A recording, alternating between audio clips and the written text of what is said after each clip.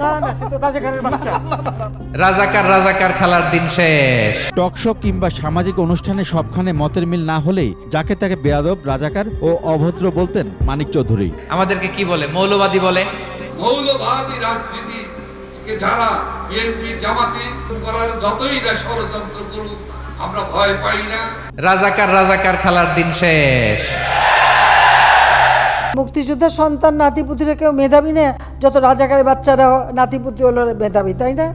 মন মতো হইলে মুক্তিযোদ্ধা, মন মতো না হইলে রাজাকার। এই দিন শেষ, ওই দিন আর নাই। এই কার্ড দিয়ে আর খেলার দিন নাই। এগুলো মানুষ আর খায় না এখন, এগুলো গিলে না আর। সাধারণ মানুষ বড্ড সচেতন। কি সরকার আছে? সরকারকে পালাতে বলে। লাফালাফি বেশি করবা না। 12 কোটিতে গাছের গোড়া আসতে নাড়া দেবে, মামু বাড়ি দিল্লি গিয়ে পড়বা। বাংলাদেশ থেকে পালিয়ে যাওয়া সাবেক প্রধানমন্ত্রী শেখ হাসিনাকে সাময়িকভাবে থাকার অনুমোদন দিয়েছে নয়াদিল্লি।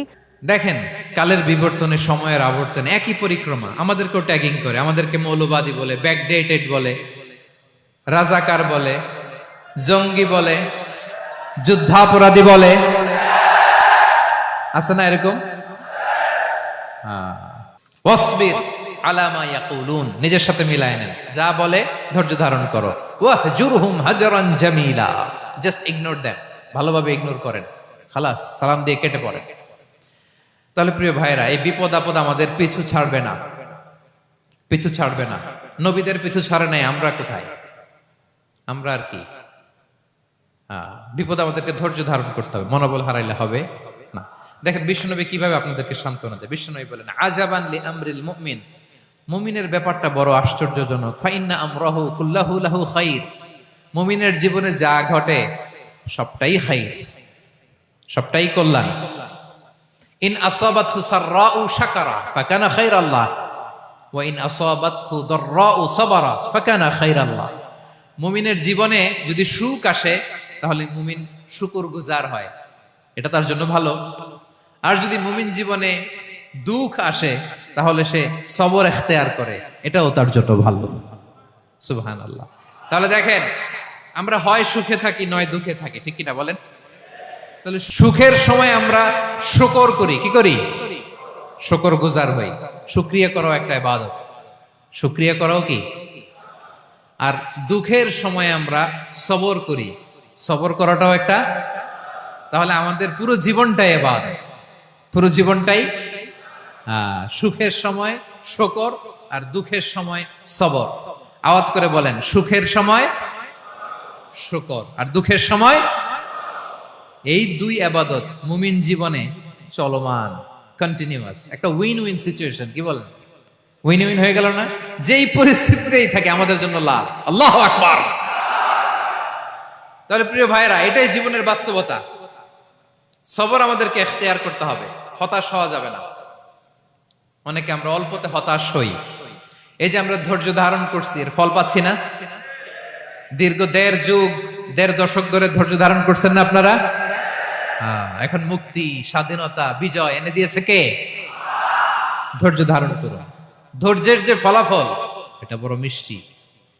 ধৈর্য এমন একটা গাছ, এই গাছের সারা গায়ে কাটা, কিন্তু এর ফলটা বড় সুস্বাদু, এর ফলটা বড় মিষ্টি। ধৈর্য ধারণ করার অভ্যাস করতে হবে প্রিয় ভাইরা। মুমিন হতাশ হয় না, হাল ছেড়ে দেয় না। মুমিন ভরসা রাখে একজনের উপর, তিনি কে? লা তাইয়াসু মির রাউহিল্লাহ ইন্নাহু লা ইয়াইয়াসু মির রাউহিল্লাহি ইল্লাল কওমুল কাফিরুন। আল্লাহর রহ থেকে, রহম থেকে নিরাশ হয়ে যাও না। কাফির ছাড়া, অকৃতজ্ঞ ছাড়া কেউ আল্লাহর রহ থেকে, আশা থেকে নিরাশ হয় না। শয়তানের সবচেয়ে বড় মিশন হলো আমাদেরকে হতাশ বানানো, এটা খেয়াল রাখবেন। শয়তানের সবচাইতে বড় মিশন কি? আমাদেরকে হতাশ করে দেয়া। হতাশ বানাইতে পারলে সে সাকসেসফুল, খুশি। কিন্তু আমরা এত সহজে হতাশ হই না, আমরা নিরাশ হই না, আমরা বিপদে হাল ছেড়ে দেই না। আমরা ভরসা রাখি এক মহান সত্তার উপর, তিনি কে? মনে থাকবে? বিপদ আসলে ভেঙে পড়বেন, ভিসা না হইলে কান্নাকাটি শুরু করবেন, ব্যবসায় লস হইলে হাউমাউ, দেশ থেকে কোনো দুঃসংবাদ আসলে হতাশ হবেন। ভেঙে পড়বেন? ধৈর্য ধারণ করব আমরা। আওয়াজ করে বলেন, আমরা কি করব? সবর। বিপদ ট্যাকেল দেওয়ার প্রথম স্টেপ হচ্ছে সবর। ধৈর্য ধারণ করতে হবে। অবশ্যই সাবিরিন, ধৈর্যশীলদেরকে সুসংবাদ দাও। বিপদ থেকে বাঁচার দ্বিতীয় স্টেপ হচ্ছে এই বিপদ থেকে উত্তরণের চেষ্টা করতে হবে। কন্টিনিউয়াস প্রচেষ্টা চালিয়ে যেতে হবে। ওয়াল্লাযীনা জাহাদু ফিনা লানাহদিয়ান্নাহুম সুবুলানা, যারা আমার রাস্তায় চেষ্টা করে, প্রচেষ্টা করে, স্ট্রাগল করে, তাদেরকে আমি পথ দেখিয়ে দেই, সুবুল দেখিয়ে দেই, ওয়ে আউট দেখায় দেই, এক্সিট দেখায় দেই। কোথাও আটকাবেন না আপনি, আপনাকে এক্সিট দেখায় দিবে কে? মালয়েশিয়াতে কেলুয়ার বলে না? কেলুয়ার কি বলে চিনেন? কেলুয়ার মানে কি? এক্সিট। এক্সিট পেয়ে যাবেন, আটকাবেন না আপনি জীবনে কোথাও। 3 নাম্বার, আল্লাহর উপর তাওয়াক্কুল করতে হবে বিপদ আসলে। ওমাইয়া তাওয়াক্কাল আলাল্লাহি ফাহুয়া হাসবুহ, আল্লাহর উপর যে তাওয়াক্কুল করে আল্লাহই তার জন্য যথেষ্ট হয়ে যায়। তাহলে বিপদে প্রিয় ভাইরা আমরা প্যানিক হব না, ধৈর্য ধারণ করব, বিপদ থেকে উত্তরণের সর্বোচ্চ প্রচেষ্টা চালিয়ে যাব, আর ভরসা রাখবো একজনের উপর, তিনি কে? আর বিপদ আসলে এটাকে নেগেটিভলি নেবেন না সব সময়। বিপদ আপদ এটা অনেক পজিটিভ ভালো জিনিস আমাদের জীবনে বয়ে নিয়ে আসে। শাইখুল ইসলাম ইবনু তাইমিয়া আলাইহি রাহমা উনি বলতেন, খুব দামি কথা, খুব হেভি ওয়েট কথা, মনোযোগ দিয়ে শুনুন। তিনি বলতেন, যে নেয়ামত তোমাকে আল্লাহ থেকে দূরে সরায়, ওই নেয়ামতের চেয়ে বিপদ ভালো যে বিপদ তোমাকে আল্লাহর দিকে ধাবিত করে। আই রিপিট, আমি আবারও বলি, যে নাজ নেয়ামত তোমাকে আল্লাহ থেকে দূরে সরিয়ে দেয়, সে নাজ নেয়ামতের চেয়ে ওই বিপদ আপদ ভালো যে বিপদ আপদ তোমাকে আল্লাহর কাছে টেনে দেয়। তাহলে বিপদ আপদ আসলে আপনি হতাশ হবেন? আর কখনো দুঃখ করবেন? মোয়ারের ভাইয়েরা, আর মন খারাপ করবেন? আপনি খেয়াল করে দেখেন, বিপদ আসলে আমরা আল্লাহরে ডাকি বেশি। যখন অসুস্থ আপনি খেয়াল করেন তো, আল্লাহ আল্লাহ তুমি ছাড়া বাঁচানোর কেউ নাই, আল্লাহ আল্লাহ তুমি হেফাজত করো, আল্লাহ তুমি সুস্থ করে দাও। যখন লাইফ থ্রেট, দেখেন আপনি গুম হয়ে যেতে পারেন, আপনার কারাবন্দী করতে পারে, এরকম একটা বিপদের মধ্যে আছেন, তখন খেয়াল করেন তো আল্লাহর সাথে আপনার কানেক্টিভিটি, রিলেশনশিপটা কতটা ডেভেলপ হয়। কারণ বিপদে পড়লে আমরা আল্লাহরে ডাকি বেশি।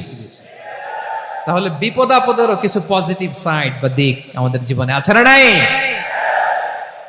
অনেক পজিটিভ দিক আছে, কয়েকটা শেয়ার করি। 1 নাম্বার, আল্লাহ 1 নাম্বার পজিটিভ সাইড তো বললাম, ইমাম ইবনু তাইমিয়া যেটা বললেন। এরপরে হচ্ছে মাঝে মাঝে আল্লাহ তাআলা আমাদের মর্যাদাকে আপগ্রেড করতে চায়, এলিভেট করতে চায়। আপনি ধরেন কোন একটা এয়ারলাইন্সের রেগুলার প্যাসেঞ্জার টিকিট কাটেন, মাঝে মাঝে হঠাৎ করে দেখবেন কাউন্টারে গেলে তারা বলে you are upgraded to business class, অথবা you are upgraded to first class. যেহেতু রেগুলার প্যাসেঞ্জার, অনেক মাইলস জমা হয়েছে, আপগ্রেড করে দেয়। আল্লাহ তাআলা মাঝে মাঝে চায় তিনি আমাদের মর্যাদাকে, র্যাঙ্ক এটাকে আপগ্রেড করবেন, কিন্তু আমার যে আমল আখলাকের অবস্থা, ওইটা দিয়ে ওই আপগ্রেড র্যাঙ্কে যাওয়ার সুযোগ নাই। বুঝতেছেন কথা? আল্লাহ চায় আমার লেভেল একটু আপ করতে, কিন্তু আমার আমলের যে অবস্থা, এতে আমি ওখানে যাই না। তখন আল্লাহ কিছু বিপদ আপদ দিয়ে, পরীক্ষা দিয়ে বান্দাকে টেস্ট করে। ওই পরীক্ষায় যদি উত্তীর্ণ হন, সাথে সাথে আল্লাহ তাআলা আপনার লেভেল বা র্যাঙ্ক আপগ্রেড করে দেয়। সুবহানাল্লাহ পড়বেন না? তাহলে লাভ না লস? আওয়াজ করে বলেন, লাভ না লস? মুমিন জীবনের সব লাভ। যত বিপদ আপদ আপনাকে স্পর্শ করে, প্রতিটাতেই আপনার জন্য কল্যাণ। বিষ্ণু ইসলাম বলেন, মা ইউসিবুল মুসলিমা মিন নাসাবিন ওয়ালা ওয়াসাবিন ওয়ালা হাম্মিন ওয়ালা হুজনিন ওয়ালা আযান ওয়ালা গাম্মিন হাত্তা শাওকাতি ইউশাকুহা ইল্লা কাফারাল্লাহু বিহা খাতায়া। আপনার জীবনে যত দুঃখ, যত যন্ত্রণা, যত টেনশন, যত অ্যাংজাইটি, যত ইনজুরি, এমনকি গোলাপ ফুল পাড়তে যে ওখানে যে কাটা বাঁধছে, বরই খেতে যে বরই গাছে ওঠার পর যে একটা কাটা বিঁধছে আপনার হাতে, এর কারণে আল্লাহ তাআলা আপনার গুনাহ মাফ করে দেয়। সুবহানাল্লাহ।